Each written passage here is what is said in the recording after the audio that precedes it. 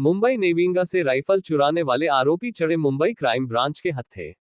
मुंबई के नेवी नगर से राइफल चोरी के आरोप में 2 भाई गिरफ्तार। राकेश ने ड्यूटी खत्म होने के बाद नेवी के एक जवान से राइफल ली थी, वहीं दूसरा भाई दीवार के बाहर कर रहा था इंतजार। समाचार विस्तार से। मुंबई क्राइम ब्रांच ने मुंबई के नेवी नगर से राइफल मैगजीन और 40 कारतूस चुराने के आरोप में 2 सगे भाइयों को गिरफ्तार किया है। नेवी के जवान आलोक की राइफल इन दोनों ने चुराई थी और 8 सितंबर को कफ परेड पुलिस स्टेशन में शिकायत दर्ज होने के बाद क्राइम ब्रांच की 9 टीमें बनाई और दोनों को तेलंगाना के नक्सल प्रभावित इलाके आसिफाबाद से ढूंढ निकाला गया।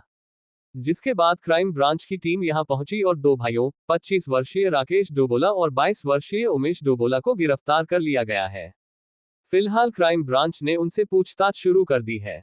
मुंबई पुलिस मुख्यालय में प्रेस कॉन्फ्रेंस कर DCP crime detection Raj Tilak Roshan ने बताया कि नेवी नगर के संतरी इलाके से आलोक नामक नौसेना कांस्टेबल से राइफल चुराकर भागने वाले 2 भाइयों को तेलंगाना के नक्सल प्रभावित इलाके आसिफाबाद से गिरफ्तार कर लिया गया है। दोनों ने 6 सितंबर को नेवी के एक कांस्टेबल से राइफल हासिल की थी। राकेश ने नेवी इलाके में घुसकर कांस्टेबल को भरोसा दिलाया था कि उसकी ड्यूटी खत्म हो गई है और फिर उससे राइफल की मैगजीन और 40 जिंदा कारतूस हासिल कर लिए। यहां दीवार के दूसरी तरफ उसने अपने भाई उमेश के लिए एक बैग में ये सारे हथियार भरकर फेंक दिए और फिर दोनों ट्रेन से तेलंगाना भाग गए। पुलिस ने पहले इस मामले में चोरी का केस दर्ज किया था, लेकिन अब इस मामले में आर्म्स एक्ट भी लगाया गया है। डीसीपी राज तिलक रोशन ने बताया कि चूंकि यह एक बेहद संवेदनशील मामला है, इसलिए क्राइम ब्रांच मामले की जांच कर रही है और यह भी पता लगा रही है कि क्या दोनों भाई इस मामले में शामिल हैं या इसमें और लोग भी शामिल हैं। आलोक ने उसे राइफल क्यों दी, इसकी भी जांच की जा रही है। इसके अलावा राकेश पहले नौसेना में काम कर रहा है और बताया जा रहा है कि वह अग्निवीर के तौर पर नौसेना में था। दोनों भाइयों ने किसके कहने पर इस वारदात को अंजाम दिया, इसकी भी जांच शुरू कर दी गई है। राकेश पहले कोची में काम करता था और फिर वह मुंबई आ गया, इसलिए उसे नौसेना से जुड़ी बारीकियां पता थी। मुंबई क्राइम ब्रांच ये भी पता लगा रही है कि राकेश ने संतरी की वर्दी कैसे हासिल की और उसके पास जो पहचान पत्र था जिससे वह नौसेना में भर्ती हुआ था, वह नकली था या असली, इसकी भी जांच की जा रही है। मुंबई क्राइम ब्रांच इस मामले की माओवादी एंगल से भी जांच कर रही है। अगर इस मामले में माओवादी पहलू सामने आता है तो आगे की धाराएं लागू होंगी। डीसीपी ने इस मामले में और गिरफ्तारियों से इनकार नहीं किया। वो आते हैं तो we are going to check all the identity details with them, then we will know. Sir इस पूरे मामले एरियाज की हिस्ट्री रही है, ये आप बोल सकते हैं। नहीं, किस तरह की? ये बेसिकली जैसे अभी मैंने बताया पहले भी, ये हमारे 360 डिग्री इंट्रोगेशन का पार्ट है, उसमें जो भी एंगल्स निकलते हैं, ये भी हो सकता है कि साथ में और भी लोग इन्वॉल्व हो। तो स्पॉट पर तो ये थे, और भी किन्हीं लोगों की इन्वॉल्वमेंट है तो वो हम इंट्रोगेशन में भी पता करेंगे। वैसा एंगल कुछ आता है तो ऑफ कोर्स हम उस लाइन पे भी सारा इन्वेस्टिगेशन। राकेश है वो 12th तक पढ़ा है और उमेश की पढ़ाई ज़्यादा नहीं हुई है, 10th के पहले तक। और ये एक छोटा सा राशन की दुकान है, वो वहाँ चलाता था, माँ बाप के साथ रहता था।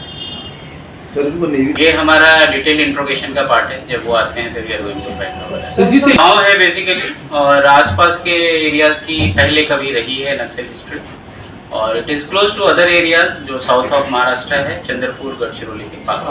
सर वो लोग आईडी अभी सर्च एंड सीजर में जितनी चीजें मिलती है लोकेशन में पता चलेगा ये कैसे क्या था। ये सस्पिशियस, डेफिनेटली ये सस्पिशन का पार्ट है, इसके लिए जो भी हमें एंगल मिलते हैं फिर we will find out that in detail. Sir आपने कहा यहाँ से